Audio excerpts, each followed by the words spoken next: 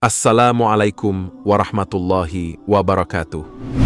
Sahabat Al-Faidah, pada luas bumi ini terbentang tanah yang meluas dan lautan yang memayungi sepanjang cakrawala. Setelah diteliti oleh pakar, diperkirakan bahwa bumi menyajikan wilayah sekitar 0,5 miliar kilometer persegi. Sebagian besar, yaitu 70%, dipenuhi oleh samudra yang luasnya memukau, sementara sisanya, sekitar 30%, membentang sebagai daratan yang mencapai luas kurang lebih 149 juta kilometer persegi. Para peneliti berspekulasi bahwa manusia telah menjelajahi sekitar 90% daratan, sementara lautan baru sekitar 57,8% yang terpapar eksplorasi manusia. Fakta ini menunjukkan bahwa masih ada banyak tempat yang belum tersentuh oleh manusia. Tentunya, di luar sana terdapat lokasi-lokasi misterius yang belum terungkap oleh penjelajahan manusia. Sebagai contoh, keberadaan tempat di mana Dajjal muncul menjelang kiamat masih menjadi misteri yang belum terpecahkan. Pastinya menarik untuk disimak apakah wilayah yang belum dijelajahi manusia termasuk dalam kategori tempat misterius yang disebutkan dalam Al-Quran dan hadis. Berikut adalah sejumlah tempat misterius di bumi yang ditemukan dalam naskah-naskah Al-Quran dan hadis, membuka wawasan tentang keajaiban dan rahasia yang mungkin terkandung di dalamnya.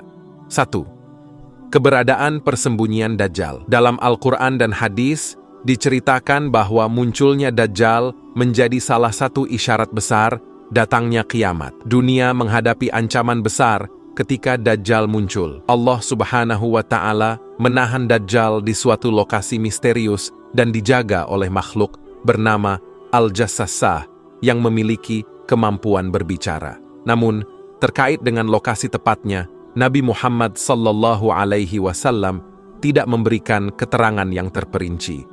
Rasulullah sallallahu alaihi wasallam hanya mengindikasikan arah dari mana Dajjal akan muncul, yakni dari perkampungan Yahudi di Asbahan bersama-sama dengan 70.000 orang Yahudi. Dalam hadits yang diriwayatkan oleh Anas radhiyallahu anhu, disebutkan bahwa Dajjal akan muncul dari bumi di arah timur yang disebut Khurasan.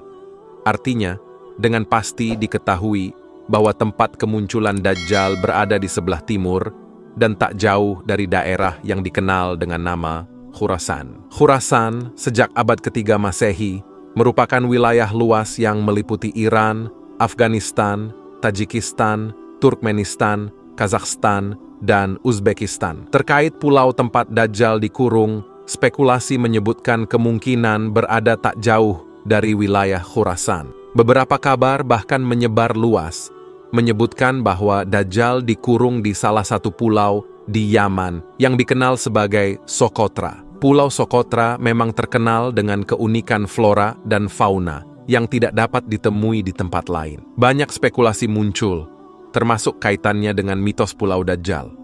Beberapa juga mengaitkan Dajjal dengan segitiga Bermuda, sementara pendapat lain menunjukkan lokasi yang berbeda. 2. Telaga Ainul Hayat. Ainul Hayat merupakan sebuah telaga atau tempat yang menyimpan mata air, di mana orang yang meminumnya tidak akan mengalami kematian hingga hari kiamat, kecuali jika dia memohon kepada Allah Subhanahu wa Ta'ala untuk diwafatkan. Kisah Ainul Hayat terkait erat dengan dua tokoh utama, yaitu Raja Zulkarnain dan penasihatnya, Nabi Khidir alaihissalam. Terdapat riwayat dari As-Salabi melalui Imam Ali, di mana Raja Zulkarnain bertanya kepada malaikat mengenai ibadah mereka kepada Allah, Sang Pencipta.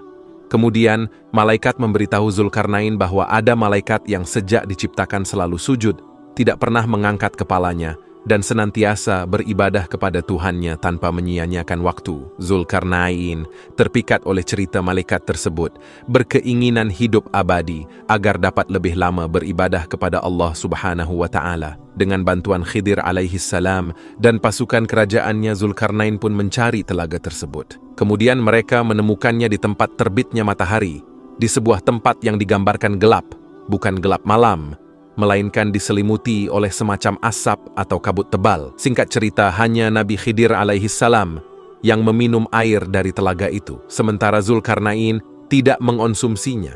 Inilah yang menjadi sumber perbedaan pendapat di kalangan ulama.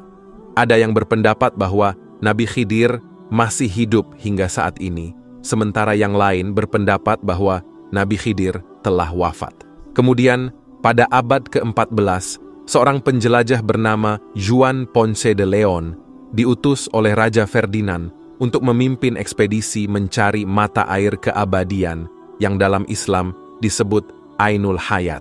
Namun, hingga akhir hayatnya, Ponce de Leon tidak berhasil menemukannya dan tewas akibat terkena panah dari suku pedalaman India. Oleh karena itu, kepastian lokasi telaga Ainul Hayat hingga saat ini masih menjadi misteri. 3. Tembok besi Zulkarnain. Tembok ini disebut dalam Al-Quran, surat Al-Kahfi, dan beberapa hadits sahih.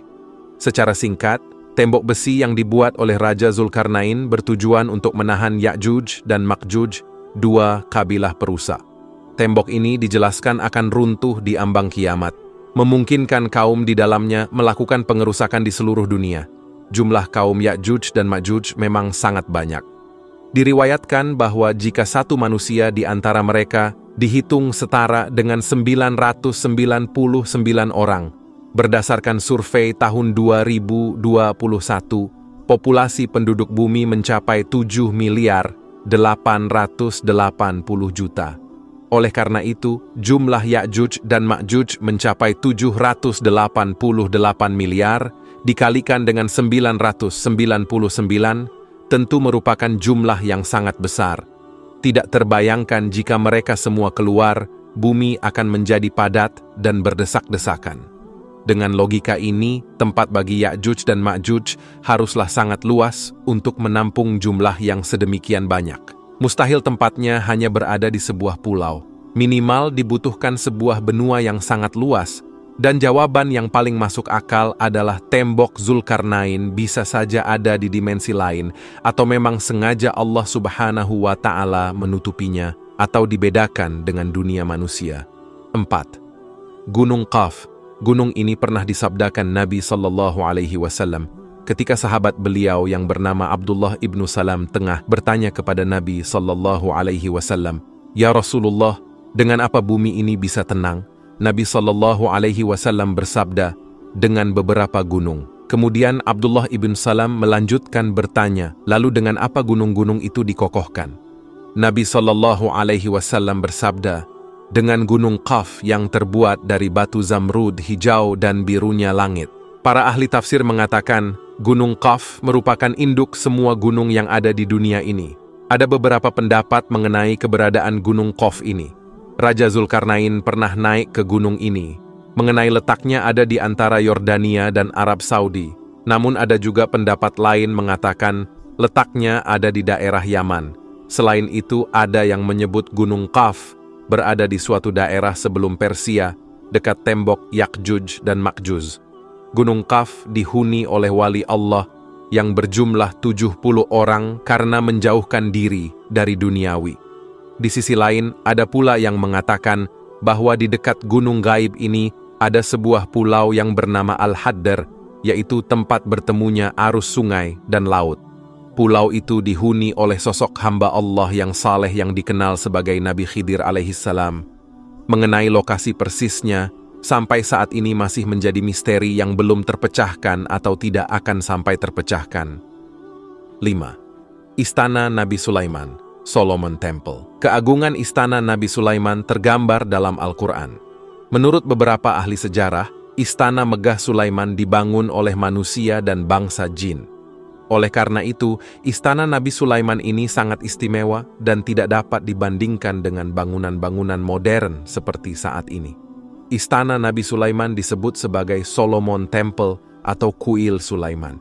Sesuai dengan literatur bangsa Yahudi, istana Nabi Sulaiman sekarang sudah tidak ada lagi atau sudah runtuh.